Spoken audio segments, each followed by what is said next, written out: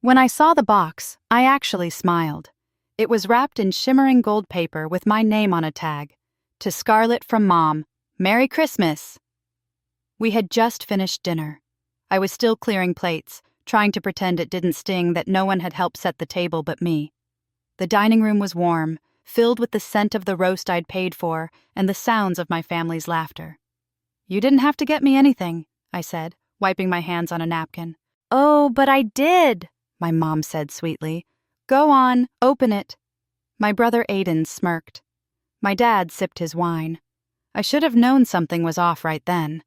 I peeled off the ribbon and opened the box. Inside was a white binder. On the cover, in large black font printed on glossy paper, "If you want to eat with us again, Guidelines for Scarlett, revised." I stared at it. "Is this a joke?" "No," Mom said, as if she were announcing dessert. "It's something we all agreed would be helpful. Constructive feedback." "Helpful for what?" I asked. "To keep the peace," my brother said, leaning back with his arms behind his head. "To make next year a little less you." I flipped open the binder.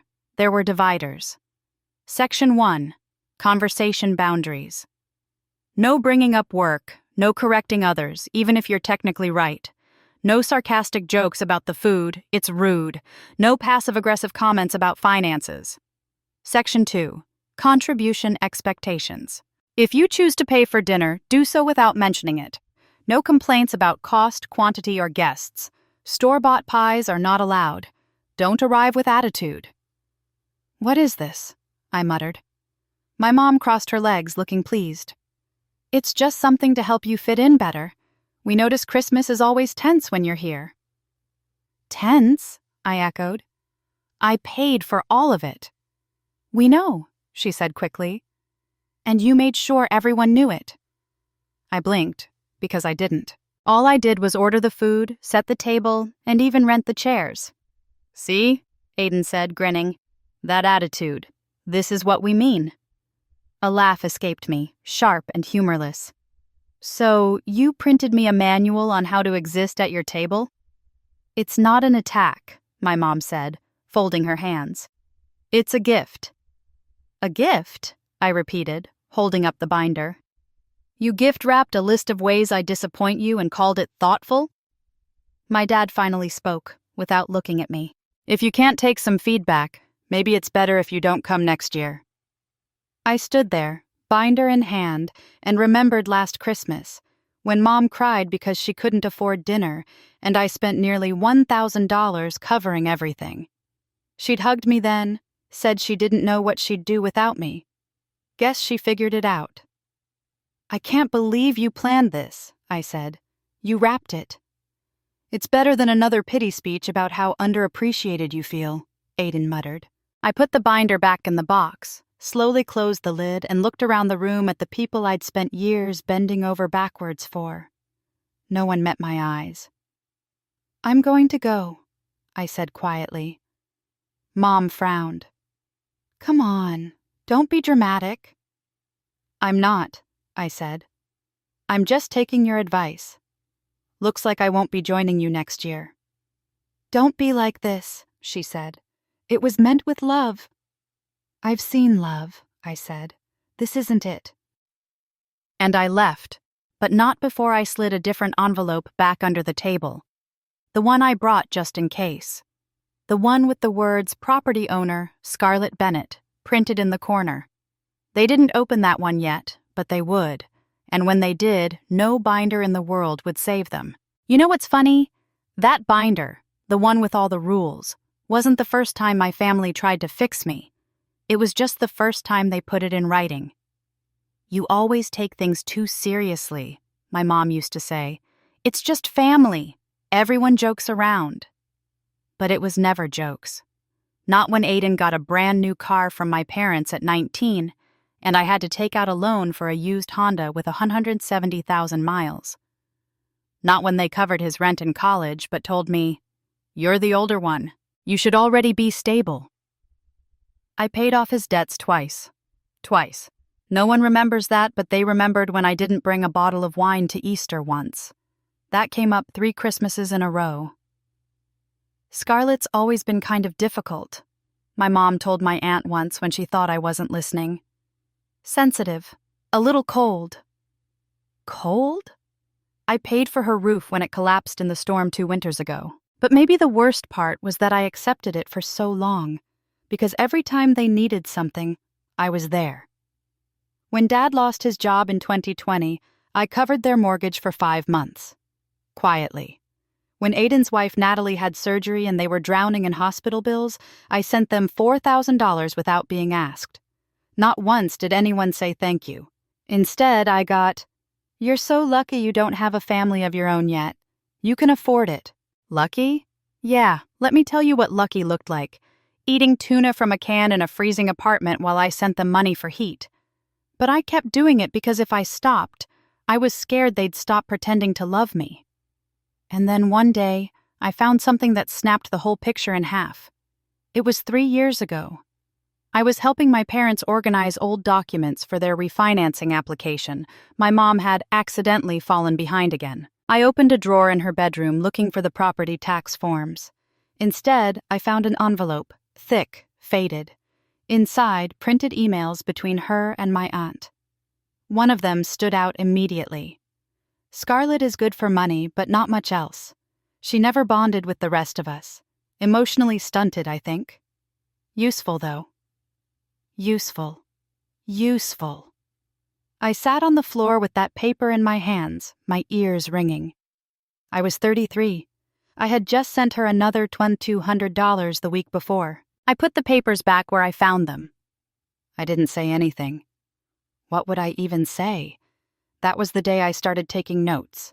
Literally. I made a Google document, every expense, every Venmo, every favor I did for them. By last Christmas, the total hit $78,364.57. And still, they gave me a binder full of rules. The week after that dinner, I got a group text. Mom. Hi, sweetheart. Just wondering if you could pre-order the New Year's ham again this year? We trust your taste. I didn't respond. 2 days later. Mom. Also, I think we should talk about what happened. It felt like you were triggered. I was not attacking you. Aiden. It was literally a joke. You had to ruin the whole holiday. Dad. Nothing, as usual. I ignored them. Then came the voicemail. Scarlett, I just wish you wouldn't twist everything. That binder was meant to help you. We're trying, honey, but you have to meet us halfway. Meet you halfway? I nearly choked laughing. You want to meet halfway after making me pay the full bill for years? But then something happened I didn't expect. Natalie, Aiden's wife, texted me. Natalie, hey, I probably shouldn't be messaging you, but I need to tell you something. I didn't answer. She texted again. Natalie, it's about the binder. I didn't know they were giving it to you like that. I thought it was just a joke between your mom and Aiden, but they printed copies. Copies. Plural. That stopped me cold. I called her. Copies? I said as soon as she picked up. She hesitated. They showed it to everyone, Scarlett. At your mom's birthday dinner, the one you missed last month. Aiden was reading it out loud like a roast. My stomach twisted. What? Your mom printed like 5 versions. She gave one to your aunt, said she could use it as a model, said you'd always been difficult, and this was the only way to make you tolerable at gatherings. I didn't speak. There's more, Natalie said, her voice dropping. She asked Aiden if he thought she could legally remove you from the deed, the one you co-signed. I couldn't breathe. They're trying to screw me out of the house? I whispered. I think so, she said. And I think Aiden's in on it. That's when everything clicked. The coldness, the sudden shift, the binder, the fake sweet voice. They weren't just tired of me, they were trying to erase me. But they forgot something. The house. It wasn't just co-signed. It was fully transferred after a messy insurance claim. The house had been refinanced under my name entirely. They never read the paperwork. They just signed because they trusted me, because I was the good one. Useful. Well, now I had something useful of my own. The title, For 2 weeks after the Christmas dinner disaster, I didn't respond to any messages. My phone buzzed constantly with notifications from my family, first angry, then concerned, then sweet, then angry again. The emotional whiplash was exhausting, even from a distance. Mom, Scarlett, you're being childish. It was a joke. Mom, 3 hours later. We're worried about you. Please call. Mom, next day. I made your favorite cookies. Come over? Mom, 2 days later. This silent treatment is exactly why we made the binder. I turned off notifications and focused on work. My boss had noticed my distraction and pulled me aside. Everything okay at home? She asked. Just family drama, I said, trying to sound casual. She nodded knowingly. Take the time you need. Family stuff can be brutal. If only she knew. I spent my evenings researching property law and speaking with an attorney. What I learned both shocked and empowered me. The house was entirely in my name. When I had co-signed 3 years ago, my parents had actually transferred full ownership to me as part of an insurance settlement after the flood damage.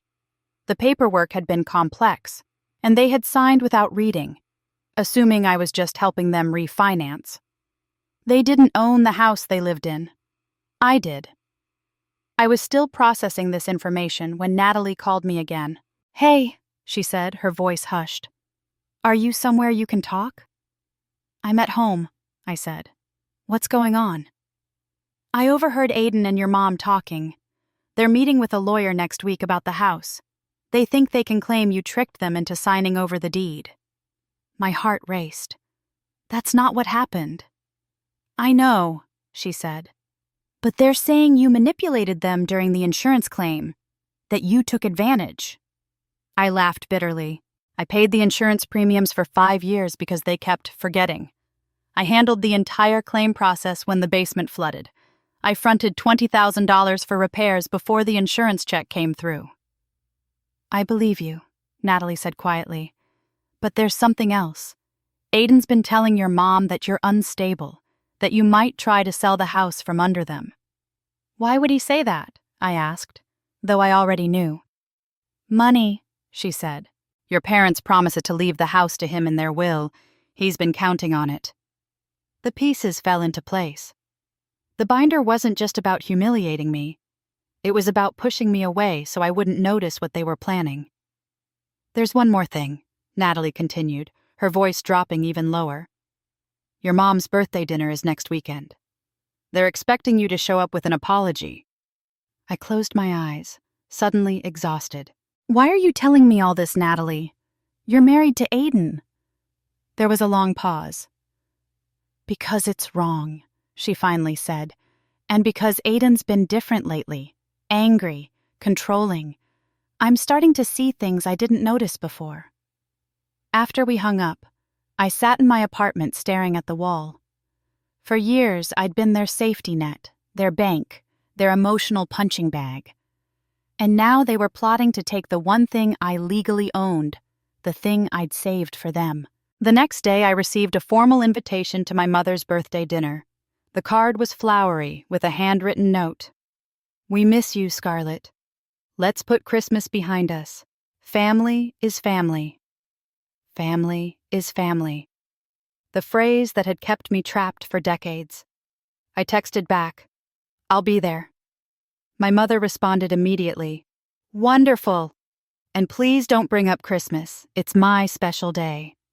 Of course it was. Every day was her special day. I spent the next week preparing. I met with my attorney twice, gathered all the documentation, and had formal letters drafted. I even bought a new outfit, something confident and professional. If this was going to be my last family dinner, I wanted to look my best. The night before the dinner, Aiden texted me. Aiden, Mom's excited you're coming tomorrow. Don't ruin it. I stared at the message. Don't ruin it. As if I was the problem. As if I hadn't been holding this family together with my checkbook and my silence for years. I texted back, I wouldn't dream of it. Then I printed out the foreclosure notice, slipped it into a birthday card with a $50 gift certificate to her favorite restaurant, and went to bed. For the first time in months, I slept soundly. Tomorrow, everything would change. Tomorrow, I would finally stop being useful and start being honest. As I drifted off, I thought about what my therapist had said weeks earlier. Sometimes the most loving thing you can do for yourself is to stop loving people who hurt you. Tomorrow, I would finally love myself enough. I arrived at my mother's birthday dinner exactly on time, clutching a gift bag containing the card with the foreclosure notice. The house, my house, legally, looked the same as always, immaculate on the outside, toxic on the inside. Through the window, I could see them all gathered in the living room. My mother in her favorite chair, wearing a new dress I'd probably end up paying for. My father, silent as usual, nursing a drink. Aiden and Natalie sitting close together on the couch, though I noticed Natalie looked uncomfortable. My aunt and uncle were there too, plus a couple of my mother's friends who had always looked at me with a mixture of pity and judgment. I took a deep breath and rang the doorbell. My mother answered, beaming. "Scarlett, you came!" She pulled me into a hug that felt like a performance. "We've missed you so much." "Happy birthday, Mom," I said, my voice steady. The living room fell silent as I walked in. I could feel everyone watching me, waiting for me to apologize, to crawl back into the role they'd assigned me. "Well," my mother said brightly, "now that everyone's here, let's eat." Dinner was surreal. Everyone acted as if Christmas had never happened, as if there had never been a binder full of rules for my existence. My mother talked about her garden plans for spring. My father nodded along. Aiden kept shooting me suspicious glances. "So, Scarlett," my aunt said during dessert, "your mother tells me you've been having a rough time lately." I looked up from my cake. "Really? What did she tell you?" My mother laughed nervously. "Oh, just that you've been under stress, work and all that." "Actually," I said, setting down my fork, "I've been doing really well at work. Just got a promotion last month." "That's wonderful," my mother said quickly. "Scarlett's always been so career-focused. Sometimes at the expense of family, but we understand." There it was, the subtle dig, the reframing of my success as a character flaw. "Speaking of family," Aiden interjected, "Mom and Dad were just telling me about their plans to renovate the basement. The insurance money finally came through." I looked at him directly. "Insurance money? For what claim?" My father cleared his throat. "Just some water damage from last fall. Nothing major."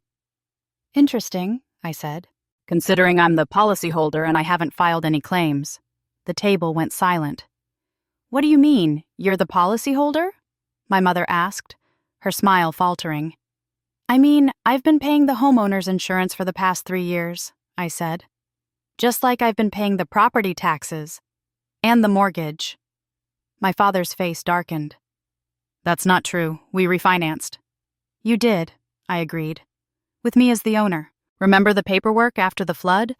The ones you signed without reading?" My mother's smile disappeared completely. "What are you talking about?"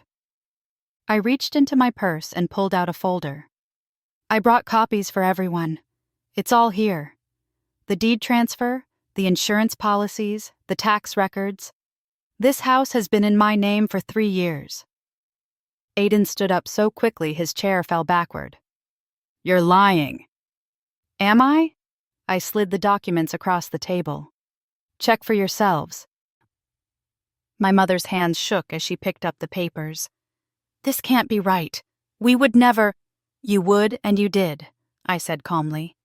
"You needed the insurance claim approved quickly, and the adjuster said it would be faster if the property was in my name since I had better credit. You agreed. You signed. You just didn't bother to read what you were signing." "This is manipulation," my father growled. "We'll fight this." "You can try," I said. "But my attorney says it's pretty clear-cut. The house is mine. Has been for years." My mother's face crumpled. "How could you do this to us? We're your family." "Family?" I repeated. "Was it family when you gave me a binder of rules at Christmas? Was it family when you showed that binder to everyone and laughed about it? Was it family when you've been planning to contest the deed behind my back?" "Natalie," Aiden hissed, turning to his wife. "You told her?" Natalie flinched but held her ground. "Someone needed to." The room erupted into chaos. My aunt gasped. My father swore. My mother began to cry those familiar tears that had manipulated me for decades.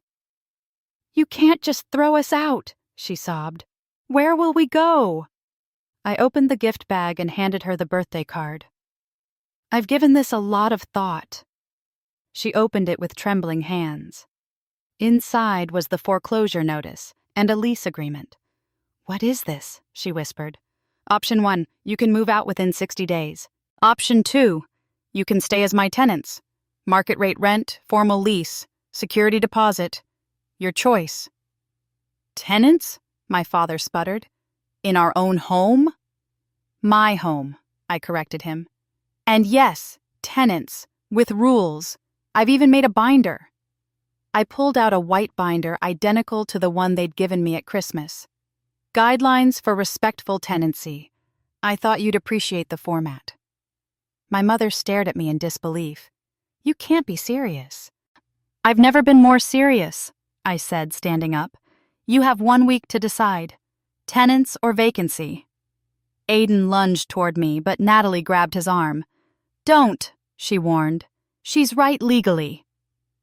"This is what you've always wanted, isn't it?" my mother said, her voice hardening.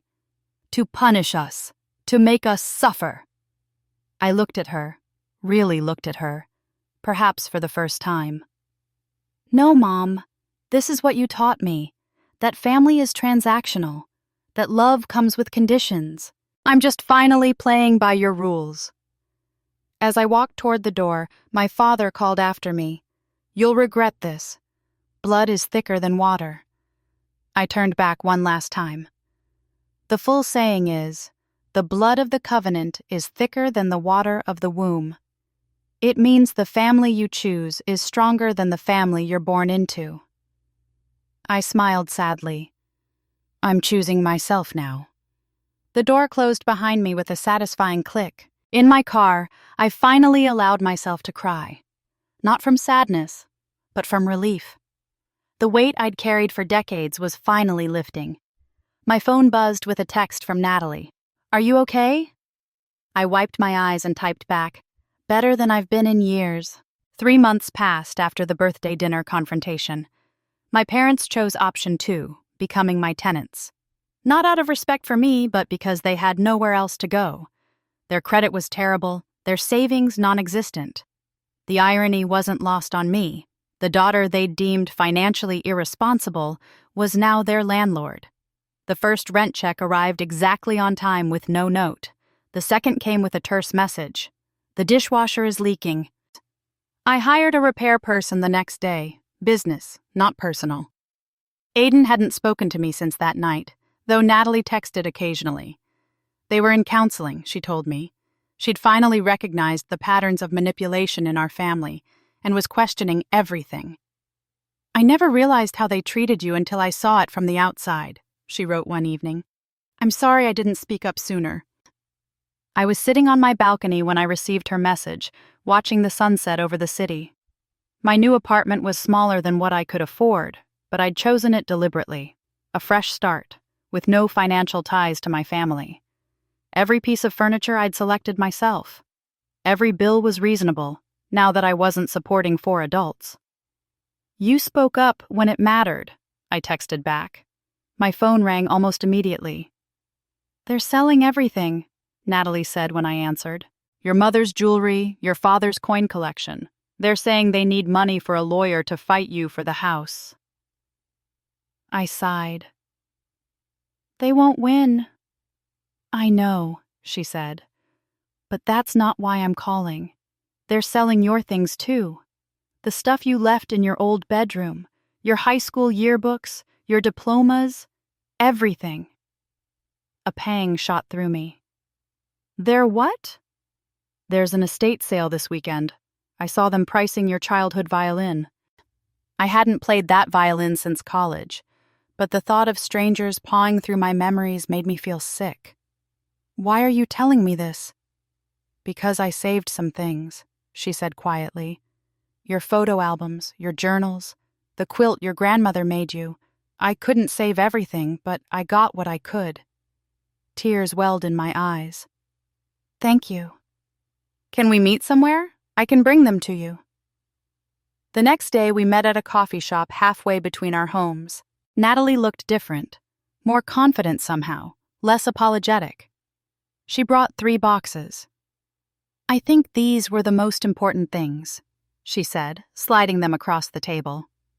But there's something else you should know. I braced myself. What now? Your mother's been telling people you're mentally ill, that you had some kind of breakdown and stole their house. She's called your workplace twice. I should have been angry, but instead I felt a strange calm. Of course she has. You don't seem surprised. I'm not, I said, sipping my coffee. It's what she's always done when she can't control someone. When I was 16, I wanted to spend Christmas with my friend's family. She told everyone I was having episodes. When I moved out for college, she told the relatives I was unstable and needed constant check-ins. Natalie shook her head. How did you survive it for so long? I thought it was normal, I admitted. I thought all families were like this. We talked for hours. About the family dynamics, about her marriage to Aiden, about the future. It felt like having a sister for the first time. I don't know if Aiden and I will make it, she confessed. He's so angry all the time now. He feels cheated out of his inheritance. An inheritance that was never his to begin with, I pointed out. I know, but he can't see that. He can't see anything clearly when it comes to your parents. When we parted, she hugged me tightly. You're the strongest person I know, she whispered. At home, I opened the boxes. My childhood stared back at me. Photos, letters, small treasures I'd forgotten. At the bottom of the 3rd box was my violin, its case scratched but intact. Natalie must have gone back for it. I lifted it out, surprised by its lightness. When I opened the case, a folded piece of paper fell out. It was a program from my first recital when I was 9. My mother had written on it, "Scarlett's big day, so proud." For a moment, grief overwhelmed me. Not for what I'd lost, but for what had never truly existed. A mother's unconditional love. A family's support. My therapist had warned me this would happen. Grief comes in waves, she'd said. You're not just losing your family now.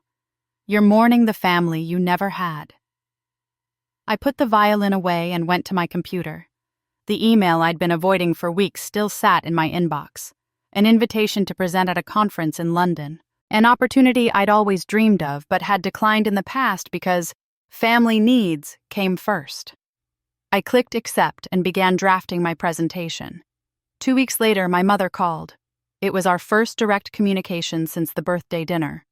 I almost didn't answer, but curiosity won out. "Scarlett," she said, her voice artificially bright. "How are you, sweetheart?" "I'm fine, Mom. What do you need?" She paused, thrown off by my directness. "Well, your father and I were thinking about the house situation. We've been model tenants, haven't we? Always paying on time?" "Yes," I said cautiously. "So we thought perhaps you might reconsider the arrangement. Transfer the house back to us as a gesture of goodwill. After all, we raised you."